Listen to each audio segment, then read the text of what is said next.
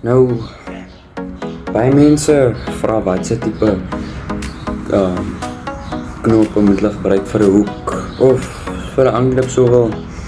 Mense kan 'n gewone fisherman's knot werk met die beste vir 'n aanklip sowel.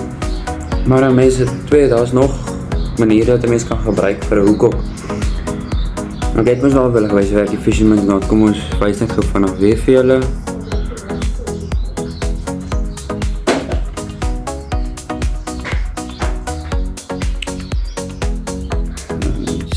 Sewe keer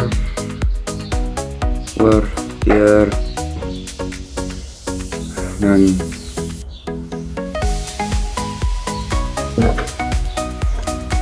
trek is 'n mooi vasbeeltjie. Ja, so is hy mooi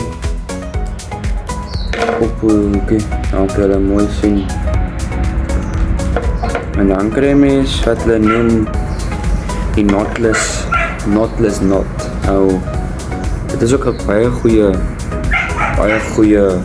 knop. Ek knip 'n stukkie lyn af. En so 'n stukkie wit baie groot nodig het. Ek steek hom van voor af deur om agter soos daai. En dan vas jy draai hom van die kant af 1, 2, 3, 4, 5, 6, 7 keer. Kry jy aan 'n punt. Steek hom weer van voor af deur. Trek hom lekker styf. Daai, trek hom lekker styf.